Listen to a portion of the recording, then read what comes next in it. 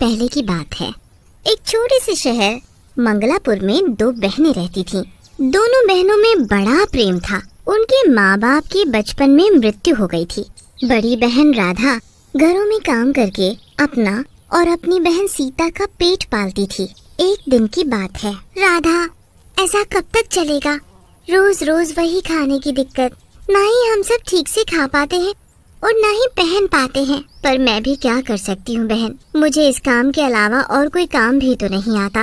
राधा, क्यों ना मैं भी तुम्हारे साथ घरों में जाकर काम किया करूँ?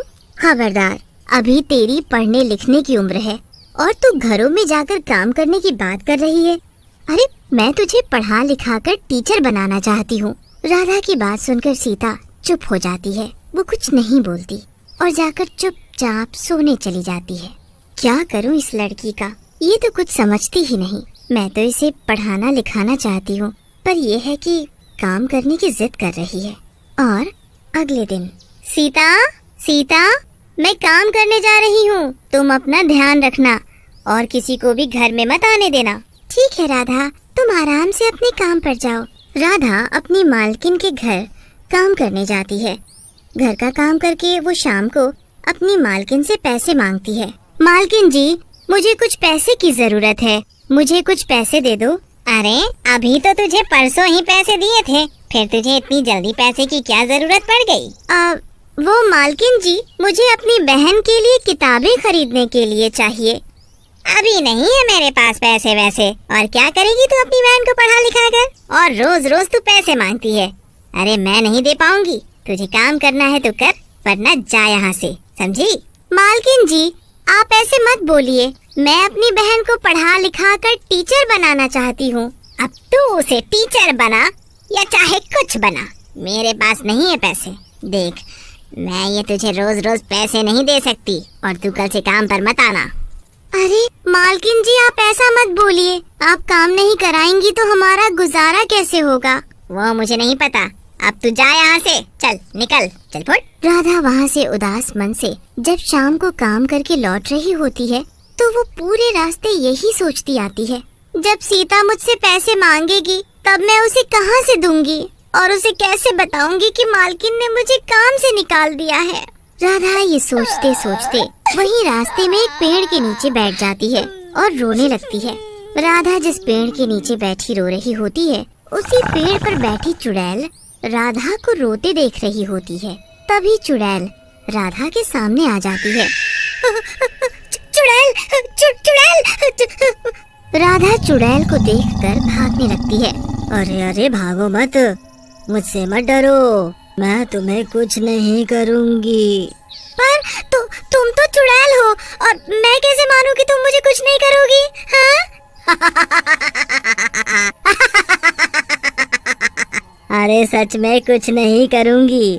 अच्छा, अब तुम मुझे ये बताओ कि तुम इस तरह रो क्यों रही थी? हाँ? राधा फिर चुड़ैल को सारी बात बताती है।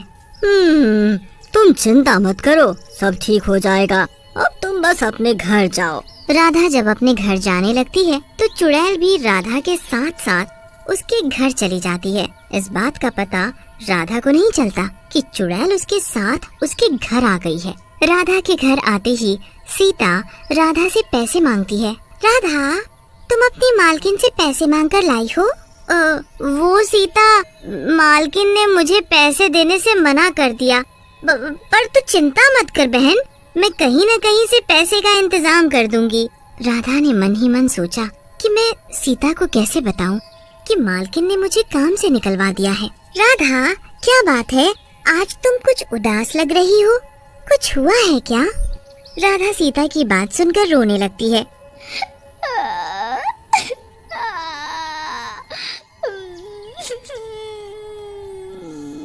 और फिर उसे बताती है कि मालकिन ने उसे काम पर आने के लिए मना कर दिया है। तभी राधा सीता से कहती है, अच्छा तू ये सब छोड़, मैं तेरे लिए कुछ बना कर लाती हूँ। राधा रसोई में जाकर देखती है, अरे रसोई में तो कुछ भी खाना बनाने के लिए नहीं है, सारा सामान खत्म है, अब मैं सीता को क्या खिलाऊंगी? तभी राधा रसोई में ऊपर रखे डब्बे को उतारती है तो देखती है उसमें थोड़े से ही चावल रखे थे, जिससे कि सीता का पेट भी ठीक से नहीं भरता। मैं सीता को यही बनाकर खिला दूंगी। राधा सीता को वो थोड़े से ही रखे चावल बनाकर खिलाने जाती है। ये ले सीता, आज ये चावल खाकर ही काम चला ले, आज ये ही है। सीता देखती है कि राधा अपनी थाली नहीं लाई। राधा, तुम्हारी थाली कहाँ है? राधा कुछ नहीं बोलती तो सीता सब समझ जाती है और वो चावल में पानी मिलाकर आधा राधा को दे देती है और आधा खुद खाती है। खाना खाते खाते राधा रोने लगती है। राधा, तुम रो मत, हम दोनों कुछ न कुछ तो करेंगे जिससे कि हम पेट भरकर खाना तो खा सके। तभी सीता के दिमाग में एक आइडिया आता है। क्यों ना तुम मेरे स्कूल के बाहर चिली पोटैटो बेचो? मेरे स्कूल के पास ही एक आंटी खाने पीने की चीजें बेचती हैं। उनकी बड़ी कमाई होती है, तो तुम भी स्कूल के बाहर चिली पोटैटो बेच सकती हो। पर तेरे स्कूल के पास चिली पोटैटो बेचना ठीक रहेगा? तुझे अजीब नहीं लगेगा? नहीं राधा, मुझे क्यों अजीब लगेगा? तो फिर ठीक है, कल से मैं चिली पोटैटो बेचूंगी। फिर दोनों बहनें खाना खाकर सो जाती हैं। आधी रात में सीता का पेट न भरने के कारण उसे बहुत जोरों से भूख लगती है। राधा, मुझे बहुत जोरों से भूख लग रही है। मेरा पानी वाले चावल से पेट नहीं भरा। लगता है आज तो पानी पीकर ही पेट भरना पड़ेगा। राधा रसोई में पानी पीने जाती है और वो उधर जाकर देखती है कि रसोई में विभिन्न प्रकार का भोजन रखा है। राधा खाना देखकर बहुत खुश हो जाती है और दोनों बहनें पेट भरकर खाना खाती हैं और सो जाती हैं।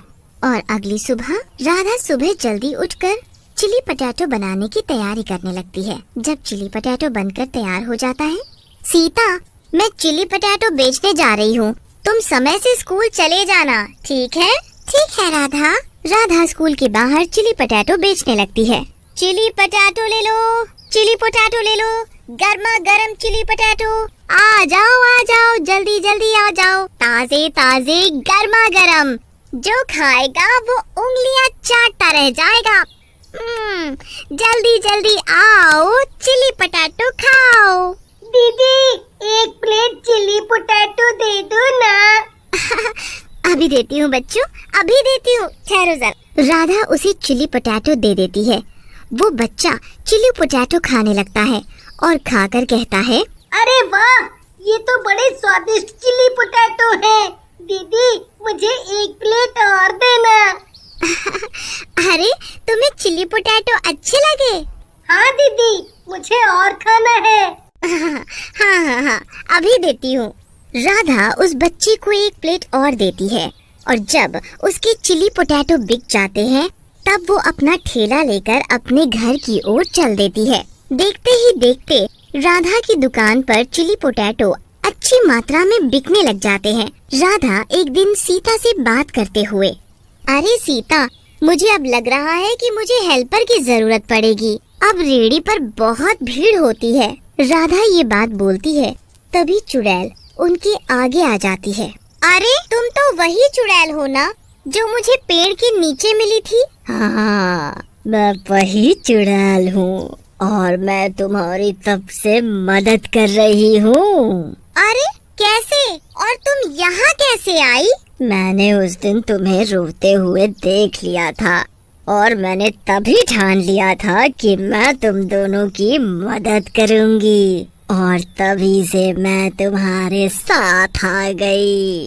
उस दिन मैंने रात को देखा कि तुम्हारे पास तो खाने के लिए खाना भी नहीं है, तभी मैंने तुम्हारे लिए खाने का रात में इंतजाम किया। अच्छा, रात में इतना सारा खाना तुमने रखा था क्या? हाँ, मैंने अपनी शक्तियों से तुम्हारे लिए खाना प्रकट किया था। अच्छा, अब मैं समझी। हाँ, तुम दोनों बहनें मुझे गलत मत समझना। मैं तुम्हारी मदद ही करने आई थी और मैं चाहती हूँ तुम्हारी हमेशा मदद करूँ।